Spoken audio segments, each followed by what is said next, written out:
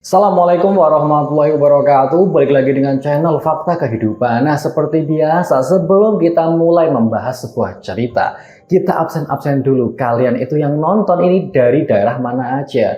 Kalian bisa tuliskan di kolom komentar. Nah, kita tidak henti-hentinya Fakta Kehidupan mendoakan kalian semua yang lagi nonton. Semoga kalian dalam keadaan baik-baik saja, diberikan panjang umur, diberikan kemudahan dalam mencari rezeki, dimudahkan dalam segala urusannya.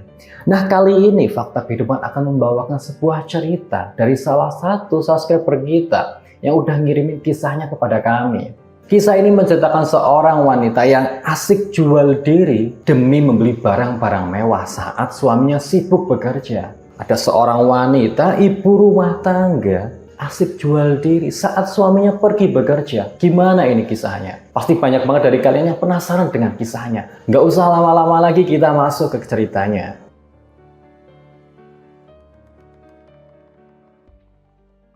Seperti biasa, nama dan tempat kita rahasiakan atau kita samarkan untuk kepentingan bersama. Kisah ini tuh menceritakan seorang wanita ibu rumah tangga. Sebut saja namanya Yunia. Yunia itu mempunyai seorang suami. Sebut saja suaminya adalah namanya Bambang. Yunia dan Bambang itu hidup serba kekurangan, serba pas-pasan. Yunia dan Bambang itu tinggal di sebuah gubuk reot peninggalan almarhum dan almarhumah orang tuanya Bambang. Setelah menikah, Yunia dan Bambang itu tinggal di sana. Hidupnya serba kekurangan, serba pas-pasan. Walaupun demikian, Bambang dan Yunia itu ya hidupnya tentram-tentram aja, nyaman-nyaman aja, nggak pernah ribut.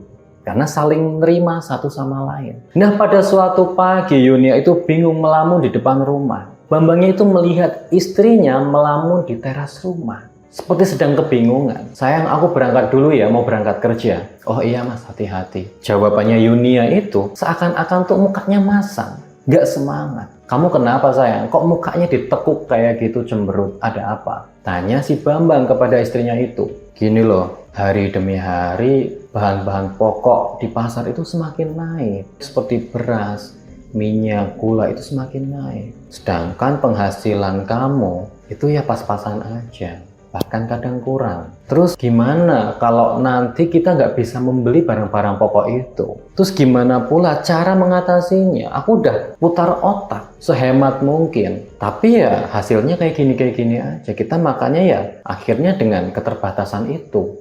Si Yunia itu mengeluh karena barang-barang pokok di pasar itu banyak yang naik. Beras, gula, minyak tuh banyak yang naik. Sedangkan gaji suaminya ya segitu-segitu aja. Nggak pernah ada tambahan. Oh ya udah, kamu sabar dulu aja. Masak seadanya aja. Aku nggak pernah protes kok. Aku pasti makan apa yang kamu masak itu. Kata si Bambang, mencoba menghibur istrinya itu. Lagian apa yang kamu masak tetap enak kok bagi aku. Masakan kamu kan yang paling enak di dunia. Yuni yang mendengarkan kata-kata manisnya si Bambang, suaminya yang mencoba menghibur dirinya, itu tersenyum. Ah, kamu bisa aja ngomongnya, mana ada. Rasa tempe ya tempe aja, nggak ada yang spesial. Enggak kok, masakan kamu yang paling enak. Udah, sana berangkat. Udah siang ini, kata si Yunia. Akhirnya Bambang pun berangkat kerja. Si Yunia itu hari itu tuh mau pergi ke pasar, mau belanja barang-barang pokok yang memang sudah nggak ada lagi, sudah habis di rumahnya. Berangkat dia belanja. Pasarnya itu tidak terlalu jauh, jalan kaki pun sampai. Dia belanja, beli tempe, beli sayur, beli beras. Barang-barang pokok aja lah, bahan-bahan pokok yang dibutuhkan. Dengan sehemat mungkin, dia menghemat-hemat uang belanja yang diberikan suaminya itu. Dihemat-hemat. Sebelum pulang ke rumah, dia tuh melewati rumah tetangganya. Sebut saja namanya Bu Ani. Bu Ani tuh nyinyir melihat si Yunia itu jalan membawa tas belanjaan yang berisikan tempe, sayur, beras. Bu, belanjanya gitu-gitu aja. Emang nggak bosan apa? Kata si Bu Ani itu tetangganya. Seakan-akan meledek Bu Yunia. Iya nih Bu, ya nggak apa-apa lah. Ini juga udah lebih dari cukup. Alah, makanan kayak gitu aja lebih dari cukup. Lagi ngirit apalagi hemat nih. Jangan-jangan lagi diet lagi. Kata si Bu Ani. Bu Ani itu mulutnya itu pedes. Dia tuh suka ngomong-ngomong hal-hal yang tidak baik, yang tidak perlu dibicarakan kepada tetangganya. Suka ngeledekin orang, suka nyinyir.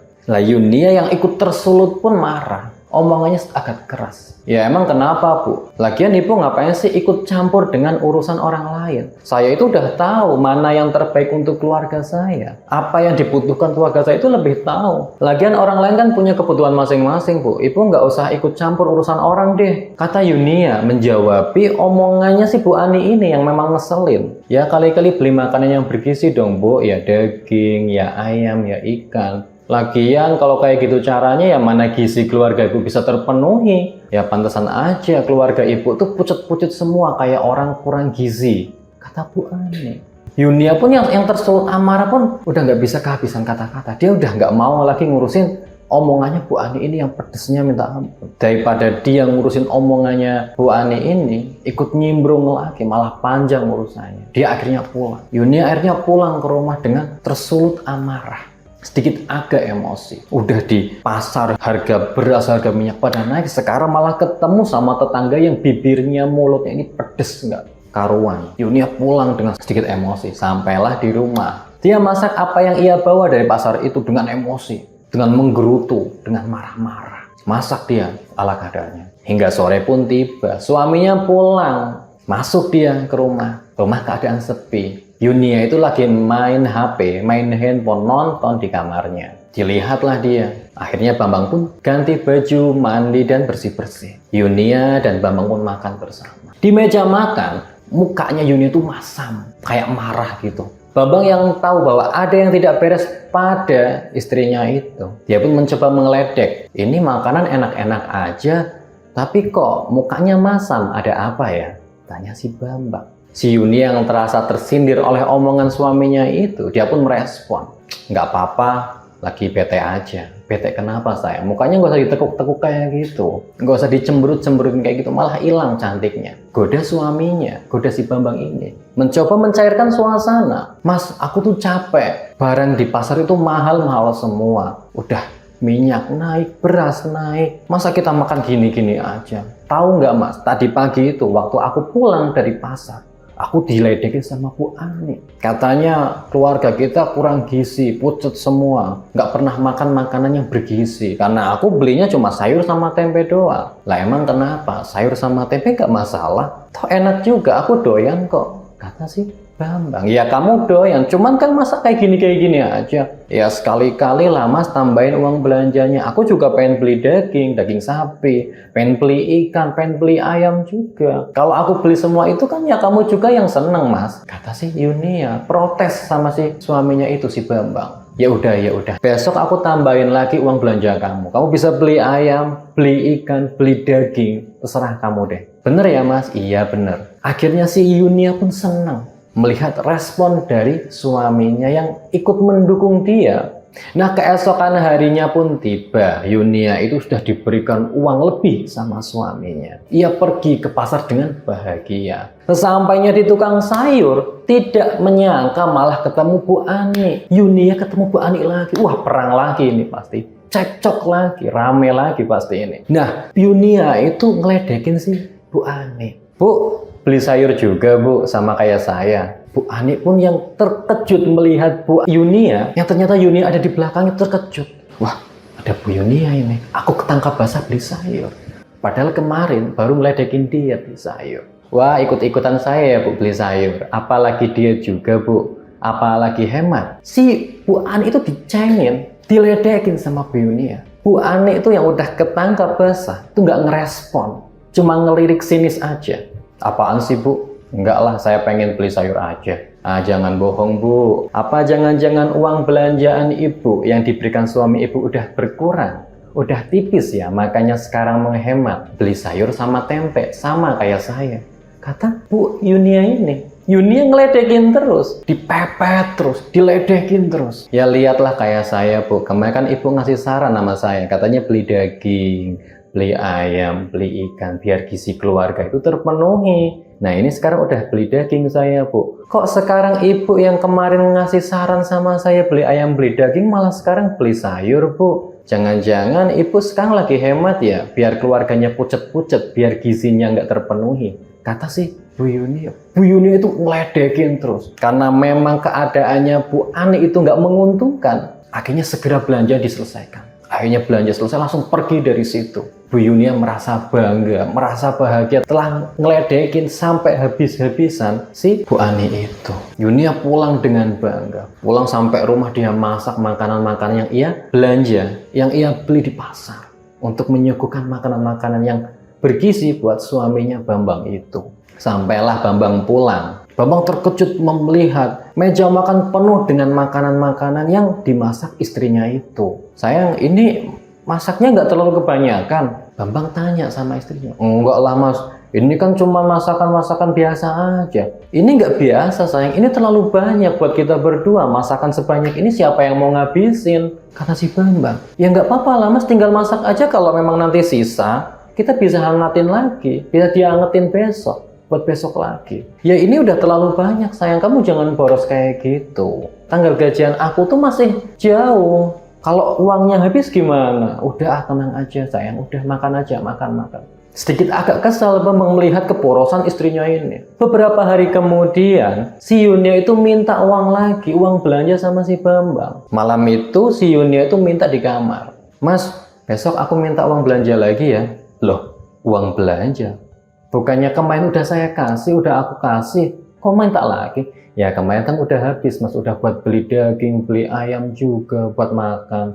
Sekarang ya tinggal sedikit doang, nggak cukup buat beli belanjaan besok. Kata si Yunia, loh kamu kok boros gitu? Itu kan uang dihemat-hemat secukupnya aja. Lagian kemana aku udah ngomong sama kamu, belanjanya nggak usah banyak-banyak. Toh kita juga makan berdua doang, kok uang segitu harusnya cukup buat 1 bulan. Kamu itu terlalu boros sih. Kata si Bambang sedikit agak kesal. Loh kamu kok malah marahin aku sih? Aku belanja juga buat kamu juga kok. Buat makan kita bareng. Tapi sekarang kenapa kamu malah marah-marah dengan aku? Malah jengkel kayak gitu. Disalah-salahin. Merasa tersudutkan Yunia. Padahal apa yang ia berikan, apa yang ia perbuat itu juga buat kebaikan si Bambang. Ya si Bambang itu merasa tidak puas. Karena si istrinya Yunia itu terlalu boros. Menggunakan uang sewenang-wenang. Bambang marah di situ. Hingga pertengkaran pun tidak bisa terelakkan. Mereka saling emosi satu sama lain, marah. Dia tuh saling kekeh, saling keras kepala. Hingga Bambang tuh ngomong, aku tuh udah capek kerja, banting tulang cari uang. Kamu juga pengertian dong di rumah. Kamu harus hemat-hemat. Kita tuh harus bayar listrik, bayar air, bayar kreditan TV, kreditan kulkas. Itu motor aja belum lunas, masih banyak lagi ansuran-ansuran kita. Tolong coba ngertiin, hemat-hemat uang kita. Loh, kamu kok jadi nyalain aku sih mas? Ini juga buat kebaikan kita semua kok, nggak cuma buat aku aja. Kamu juga ngerasain enaknya kan? Kalau kayak gini mending aku kerja aja deh. Dulu kamu ngelarang-larang aku kerja, nggak boleh menyuruh aku kerja. Sekarang aku nggak kerja, kamu ngerasa kayak kerja sendiri, capek sendiri. Kata si Yunia marah. Ya memang dulu tuh Bambang tuh ngelarang istrinya untuk kerja. Dia takut, dia nggak mau istrinya tuh kenapa-napa. Mending di rumah aja jadi ibu rumah tangga. Ngurusin suami, ngurusin rumah. Itu harapan si Bambang. Malah sekarang seakan-akan menjadi bumerangnya tersendiri. Omongnya jadi bumerang. Bambang nggak bisa ngomong apa-apa. Hingga malam itu mereka tidur sendiri-sendiri. Hari itu hening, dingin, saling cuek, tidak berkomunikasi. Hingga pagi pun tiba, aktivitas seperti biasa. Yunia masak masakan buat sarapan suaminya. Saat suaminya sedang makan, asik makan. Tiba-tiba Yunia itu sedang main handphone. Dia terlihat tersenyum sendiri melihat handphonenya itu. Bambang yang melihat kondisi istrinya itu yang senyum-senyum sendiri, main handphone, itu sedikit agak lega. Itu artinya dia sudah nggak marah lagi. Mungkin dengan berjalannya waktu, emosi dan marahan antara mereka akan reda tersendiri. Akhirnya membaik. Itu harapan si Bambang. Bambang pun pergi berangkat kerja. Tidak lama kemudian setelah Bambang pergi bekerja keluar dari rumahnya, Yunia ikut pergi. Ia mengunci rumahnya. Dia menggunakan pakaian sedikit agak mencolok, tidak seperti biasanya. Dia pergi dari rumah. Setelah pulang kerja, Bambang pun mendapati rumahnya tuh kosong. Ternyata istrinya nggak ada di rumah. Dia bingung. Dia akan membawa kunci serep. Akhirnya dia membuka kunci, menyalakan semua lampu. Di mana istriku? Kok Yunia tumben-tumbennya nggak ada di rumah? Apa dia pulang ke rumah orang tuanya karena marah? Harap-harap cemas si Bambang ini, takut bahwasanya kalau istrinya tuh pulang ke rumah dan mengadukan semuanya kepada orang tuanya Yunia, pasti Bambang bakal dimarahin sama orang tuanya Yunia. Nah, setelah tidak lama Bambang masuk ke rumah, tiba-tiba Yunia tuh muncul dari belakangnya. Dia masuk ke rumah. Loh, Mas udah pulang, kata Yunia. Bambang pun terkejut melihat arah belakangnya. Loh, kamu dari mana? Oh iya, aku tadi dari teman-teman kumpul-kumpul biasa, Mas, kata si Yunia itu. Oh kayak gitu, ya udah langsung masuk aja. Akhirnya Yunia pun masuk, tutup pintunya. Si Bambang pun beres-beres, ganti baju, mandi, lalu mau makan. Didapatinya si Yunia nggak masak, nggak ada makanan di meja makan. Sayang, ini meja makan kosong sayang, nggak ada makanan. Kamu nggak masak? Kata si Bambang, tanya sama istrinya. Oh iya Mas, aku nggak masak hari ini. Tapi jangan khawatir kok, aku bawa ini. Yunia sambil membawa kresek berisikan makanan siap saji. Sebuah kotak makanan. Kamu beli di mana ini sayang? Iya tadi aku beli dari warung sebelum aku pulang ke rumah. Ya Bambang nggak banyak bicara, nggak banyak ngomong, takut jadi masalah tambah berkepanjangan. Dia udah bersyukur sekarang istrinya udah pulang, nggak ngaduin ini semua ke orang tuanya, dan sekarang keadaan sudah membaik. Itu sudah harapan sih Bambang. Dia bersyukur dengan hal itu. Akhirnya mereka pun makan. Dan keesokan harinya itu terulang lagi. Bambang pulang, si Yunia nggak ada di rumah. Dan tidak berapa lama kemudian setelah Bambang selesai mengganti baju, sudah selesai beres-beres bersih-bersih, Yunia baru datang ke rumah. Loh, kok kamu baru pulang lagi? Kamu tuh dari mana aja sih? Kok tiap hari banget selalu pergi? Iya nih Mas, soalnya ada acara-acara pengajian, ada acara-acara arisan, jadi aku harus keluar rumah. Kumpul-kumpul lah biasa sama teman-teman Mas, kata Yunia beralasan. Yunia juga tidak lupa membawa bungkusan makanan kotak.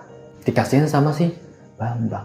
Bambang pun sedikit agak heran, agak bingung. Kenapa tiap hari seperti ini? Akhirnya ya Bambang nggak mau ikut campur lah, nggak mau memperkeruh keadaan. Dia makan aja. Nah setiap pulang, tuh si Yunia itu selalu pegel-pegel badannya, capek. Ya mungkin karena dia terlalu mengurusi urusan rumah tangga jadi dia capek. Karena urusan rumah itu tidak sepele, pasti capek. Ada nyuci, ada nyapu dan sebagainya, masak. Jadi ya wajar saja kalau istrinya capek, minta dipijitin. Akhirnya si Bambang mijitin istrinya itu. Tidak lama kemudian, itu keanehan pun muncul. Setelah Yunia sering pergi tanpa pengetahuan si Bambang. Bambang itu sering mendapati cucian di dalam rumahnya itu menumpuk nggak dicuci di kamar mandi. Cuma direndam aja hingga menimbulkan bau-bau tidak sedap. Hingga akhirnya Bambang itu menjadikan rutinitas setiap ia pulang kerja, dia tuh nyuci baju dulu. Karena sering menumpuk. Takutnya tuh ya mungkin istrinya capek. Hingga akhirnya nggak sempat nyuci baju. Mungkin itu.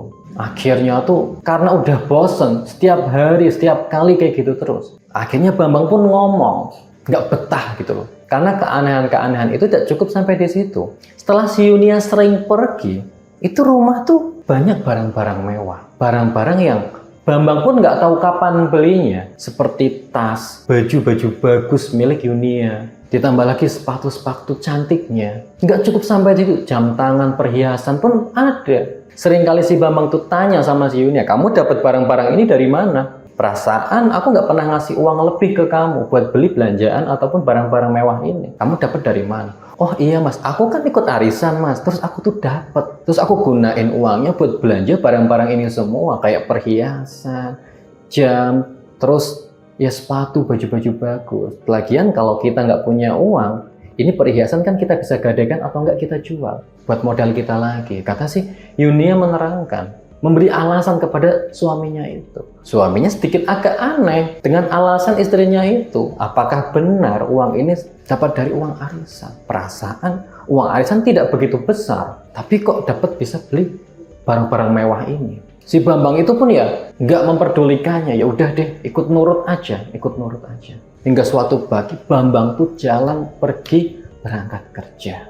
Dan seperti biasa tidak lama kemudian si Yunia pun ikut pergi juga dari rumah. Tapi apesnya hari ini tuh dia pergi kelihatan sama si Bambang. Ternyata Bambang tuh ada sesuatu yang ketinggalan di rumahnya hingga akhirnya dia tuh putar balik ke arah rumahnya. Sebelum sampai ke rumahnya itu melihat istrinya keluar rumah menggunakan pakaian-pakaian yang sedikit agak mencolok dan minim. Bambang pun curiga, apa ini maksudnya? Kenapa istriku menggunakan pakaian-pakaian yang minim seperti itu? Tidak seperti biasanya. Menggunakan pakaian-pakaian yang minim dan agak mencolok. Dia menggunakan perhiasan, dia menggunakan make up yang sedikit agak tebal dan menor. Ada apa ini? Pelan tapi pasti. Bambang yang curiga itu mengikuti si Yunia pergi. Nah, sesampai di ujung jalan, ujung gang, Yunia itu tiba-tiba sudah dijemput seorang pria menggunakan motor. Bambang pun terkejut, siapa pria itu? Perasaan aku nggak kenal dengan sosok itu. Kenapa dia berdekatan dan seakan-akan akrab dengan Yunia istrinya? Bambang tuh curiga. Dilihatlah dari jauh, Yunia sama pria itu seakan-akan akrab. Hingga akhirnya Yunia pun naik motornya, ikut bonceng di belakangnya pria itu. Jalan dia pergi. Bambang pun yang melihat kejadian ini, pelan tapi pasti mengikuti dari belakangnya, jauh dari belakangnya. Hingga sampailah di suatu tempat. Tempat itu tidak terduga bagi si Bambang. Dia terkejut bukan main istrinya. Tiba-tiba sampai dengan seorang pria menggunakan motor pergi bersama ke sebuah hotel. Ada apa ini? Siapa pria itu? Bambang pun masuk mengikuti si Yunia sama pria itu. Diikuti dia. Hingga akhirnya si Yunia sama pria itu masuk ke sebuah kamar hotel. Pikirannya si Bambang udah nggak karuan. Gimana ini? Ada apa? Istriku kenapa? Kenapa dengan pria itu? Ada apa hubungan mereka semua? Sedang apa yang ia lakukan bersama pria itu di dalam hotel? Bambang yang tersulut emosi tidak bisa menahan amarahnya lagi. Dia menghampiri kamar hotel itu, langsung dibukanya. Saat membuka kamar hotel itu, terlihat pemandangan yang membuat hatinya hancur bukan main. Terlihat Yunia bersama pria itu sedang bermesraan. Dan naasnya di situ bajunya Yunia sedikit agak terbuka, yang membuat Bambang gak habis pikir. Amarahnya sangat meledak-ledak saat itu. Dia teriak nama Yunia. Yunia, apa yang kamu lakukan? Yunia yang terkejut melihat suaminya datang. Dengan pria itu pun melihat bahwasannya ada laki-laki lain masuk ke kamar hotel. Sama-sama terkejut, sama-sama panik. Yunia langsung membereskan pakaiannya sedikit agak terbuka itu. Mas, tunggu mas. Aku bisa jelaskan semua ini. Apa yang mau kamu jelaskan? Aku sudah lihat semuanya. Kata si Bambang dengan sangat marah. Lalu dia menanya pria itu, apa hubungan kamu dengan istriku?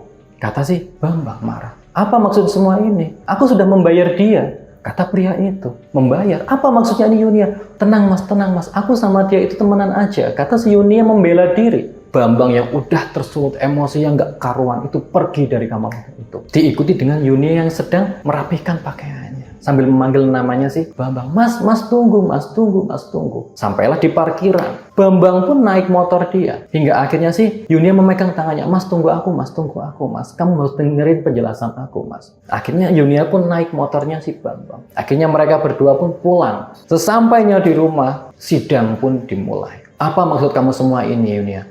Aku udah percaya banget sama kamu. Aku kira kamu tuh istri baik-baik, tidak akan pernah mengkhianatiku. Tapi sekarang apa? Ternyata semua barang-barang mewah ini yang kamu beli itu bukan uang hasil dari arisan. Ternyata uang hasil kamu melacur dengan pria itu. Kata si Bambang, mas bukan seperti itu mas. Aku bisa jelaskan semua ini mas, aku bisa jelaskan. Tolong kita bicarakan hal ini baik-baik. Kata Yunia membela diri. Dia takut dengan amarah suaminya. Sekarang ambil pakaian kamu dan kemasi semua barang-barang kamu. Aku akan kembalikan kamu ke rumah orang tua kamu. Kata si Bambang marah. Mas tunggu mas, kita bisa jelaskan semua ini. Tapi yang Bambang udah emosi, udah marah, udah nggak karuan itu, udah nggak punya pilihan lain selain mengembalikan istrinya ke rumah orang tuanya. Bambang pun memaksa istrinya mengambil semua pakaiannya, mengembalikan istrinya ke rumah orang tuanya. Sesampailah di rumah orang tuanya Yunia, Bambang terus masuk ke dalam rumahnya sih Yunia. Sambil Yunia itu merengek, mas maafkan aku,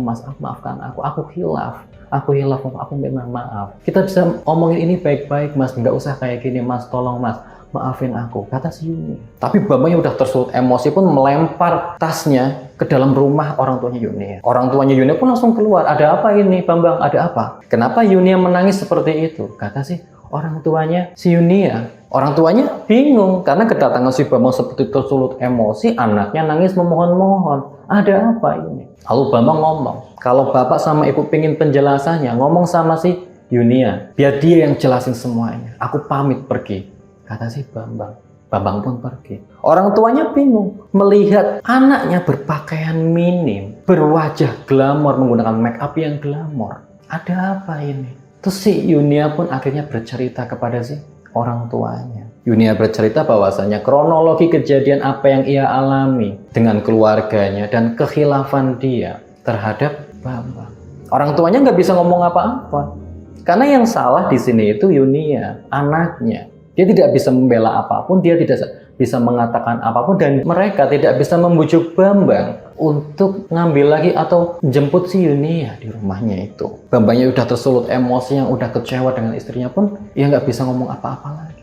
Dia pulang. Nah, Yunia yang semakin hari, karena dia keterpurukannya itu, merasa bersalah atas kejadiannya itu, telah berpisah dengan si Bambang suaminya, meratapi nasibnya yang sekarang tuh semakin hari semakin tidak karuan. Yunia itu semakin stres. Kadang dia menggumam sendiri, ngomong-ngomong ngelantur sendiri.